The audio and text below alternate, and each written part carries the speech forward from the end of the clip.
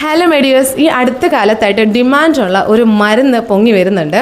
അപ്പോൾ ഒരുപാട് ആൾക്കാർ അത് അന്വേഷിച്ച് പരക്കം പായുന്നുണ്ട്. ഏത് മരുന്നാണ് എന്ന് പറഞ്ഞാൽ മാഗ്നീഷ്യം ഗ്ലൈസിനേറ്റ്. അപ്പോൾ ഉറക്കം എന്നൊരു സംഭവത്തിന് വേണ്ടിയിട്ടാണ് ഇവർ ഇതിങ്ങനെ വാങ്ങുന്നത് എന്നാണ് ഞാൻ കേട്ടത്. അപ്പോൾ ആദ്യമേ ഞാൻ ഒരു കാര്യം പറയാം. ആരോഗ്യമുള്ള ഒരു വ്യക്തി, ദൈവം സഹായിച്ച് വേറെ പ്രശ്നങ്ങളൊന്നും ഇല്ലാത്ത ഒരു വ്യക്തി ഉറങ്ങാൻ വേണ്ടി മരുന്ന് ചൂസ് ചെയ്യുക എന്ന് പറയുന്നത് ഞാൻ ഒരിക്കലും സമ്മതിക്കുന്ന കാര്യമല്ല ഒരു ഫാർമസിസ്റ്റ് എന്ന നിലയിൽ. കാരണം നിങ്ങൾക്ക് അങ്ങനെ ഉറക്കം വന്നില്ലെങ്കിൽ അതിനെന്തെങ്കിലും കാരണം ഉണ്ടാകും. ആ കാരണം കണ്ടെത്തി അത് പരിഹരിക്കാൻ നോക്കുക, അല്ലാതെ ഉറങ്ങാൻ വേണ്ടി മരുന്ന് ചൂസ് ചെയ്യാതിരിക്കുക. അതെൻ്റെ ഫസ്റ്റ്. ഇനി മാഗ്നീഷ്യം ഗ്ലൈസിനേറ്റിലേക്ക് പോകാം. മാഗ്നീഷ്യം ഗ്ലൈസിനേറ്റ് എന്ന് പറഞ്ഞു കഴിഞ്ഞാൽ ശരിയാണ്, ഡീപ്പ് സ്ലീപ്പ്, അതുപോലെ തന്നെ വേഗത്തിലുള്ള അബ്സോർപ്ഷൻ കാര്യങ്ങൾ, ഒരുപാട് ധർമ്മങ്ങളുള്ള ഒരു മരുന്നാണ് ശരിക്കും മാഗ്നീഷ്യം ഗ്ലൈസിനേറ്റ്. പക്ഷേ ഏറ്റവും വലിയൊരു ധർമ്മം എന്ന് പറഞ്ഞാൽ ബോൺ ഹെൽത്ത് എന്നൊരു സംഭവം കൂടി ഇതിനുണ്ട്. അപ്പോൾ അതുകൊണ്ട് തന്നെ കാൽഷ്യം ആഡ് ആയിട്ട് വരുന്ന മാഗ്നീഷ്യം ഗ്ലൈസിനേറ്റ് ആണ് കൂടുതൽ നമുക്ക് വാങ്ങാൻ കിട്ടുക. മാഗ്നീഷ്യം ഗ്ലൈസിനേറ്റ് മാത്രമായിട്ട് വാങ്ങാമെന്ന് പറഞ്ഞാൽ ഭയങ്കര ടഫാണ്, കിട്ടാനില്ല. പിന്നെ സപ്ലിമെൻറ്റ്സ് ഒക്കെ ആയിട്ടൊക്കെ ഉണ്ട്, കിട്ടുന്നൊക്കെ ഉണ്ട്.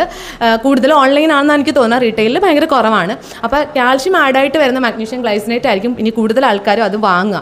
അപ്പോൾ നിങ്ങൾ ഓർക്കുക, ചിലപ്പോൾ സ്ലീപ്പ് എന്നൊരു സംഭവത്തിന് വേണ്ടി മാത്രമാണ് നിങ്ങൾ ഉദ്ദേശിക്കുന്നതെങ്കിൽ കാൽഷ്യം നിങ്ങൾക്ക് ആവശ്യമില്ല. ഓൾറെഡി നിങ്ങളുടെ ശരീരത്തിന് കാൽഷ്യം ഉണ്ടാവും, അപ്പോൾ അധികമാകാനും പാടില്ല. അപ്പോൾ അതുകൊണ്ട് തന്നെ നിങ്ങൾ ഒരു ഡോക്ടറെ കണ്ടിട്ട് അത് വാങ്ങി കഴിക്കുന്നതായിരിക്കും നിങ്ങൾക്ക് ഏറ്റവും ബെസ്റ്റ് എന്ന് പറയുന്നത്. അപ്പോൾ ഇനി വേറൊരു പ്രശ്നമുള്ളത്, ഈവൻ ഒരുപാട് പേര് അങ്ങോട്ടും ഇങ്ങോട്ടും പറഞ്ഞ് കേട്ടിട്ടൊക്കെയാണ് ഈ മരുന്നിന് വേണ്ടി ആൾക്കാർ ഇങ്ങനെ ഓടി നടന്ന് വാങ്ങുന്നത്. അപ്പോൾ ഈ പറഞ്ഞു തരുന്ന ആൾക്കാർക്ക്, നിങ്ങൾക്ക് വേണ്ടി ഈ മരുന്ന് ചൂസ് ചെയ്യുന്ന ആൾക്കാർക്ക് അറിയില്ല നിങ്ങൾ ഏത് കണ്ടീഷനിലൂടെയാണ് കടന്നു പോകുന്നതെന്ന്. ആലോചിച്ച് നോക്കും. ഈവൻ നിങ്ങൾ ചിലപ്പോൾ എന്തെങ്കിലും കിഡ്നി സംബന്ധമായിട്ടോ അല്ലെങ്കിൽ ആന്തരിക അവയവങ്ങളുമായി സംബന്ധിച്ച് എന്തെങ്കിലുമൊക്കെ മരുന്ന് കഴിക്കുന്നവരോ ഹാർട്ട് സംബന്ധമായിട്ടോ ഈവൻ പ്രഗ്നൻ്റ് ആയിട്ടോ അങ്ങനെ എന്തെങ്കിലും ഉള്ളവരാണെന്നുണ്ടെങ്കിൽ ഒരു കാരണവശാലും സെൽഫായി ഈ മരുന്ന് എടുക്കാൻ പാടില്ല.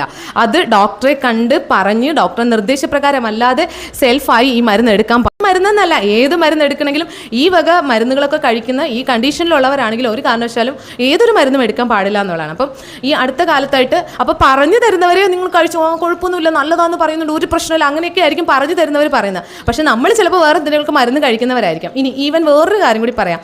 ഇനി മരുന്ന് കഴിക്കാത്തവരാണെങ്കിലും, അതായത് നമുക്ക് എന്തെങ്കിലും പ്രശ്നമുണ്ടെന്ന് നമുക്കറിയില്ല. അപ്പോൾ ഈ മരുന്ന് കഴിക്കുമ്പോഴായിരിക്കും നമുക്ക് പ്രശ്നം ഉണ്ടാകുന്നത്. അപ്പോൾ നോർമലി പരിഹരിക്കേണ്ട പ്രശ്നം ചിലപ്പോൾ ഗുരുതരമായ പ്രശ്നങ്ങളിലേക്ക് പോവാം. അപ്പോൾ അതുകൊണ്ട് തന്നെ വളരെയധികം സൂക്ഷിക്കണം. അപ്പോൾ എൻ്റെ ഒരു അഭിപ്രായം എന്ന് പറയുന്നത്, നിങ്ങൾക്ക് അത്രയ്ക്ക് അത് കഴിക്കണമെന്ന് നിർബന്ധമുണ്ട് എന്നുണ്ടെങ്കിൽ നിങ്ങളൊരു ഡോക്ടറുടെ നിർദ്ദേശപ്രകാരം ഉള്ളിൽ കഴിക്കുന്ന മരുന്നല്ലേ, ഒരു ഡോക്ടറുടെ സജഷൻ എടുക്കുന്നത് കൊണ്ട് എന്താ പ്രശ്നം? അതല്ലേ ഏറ്റവും ബെസ്റ്റ് എന്ന് പറയുന്നത്.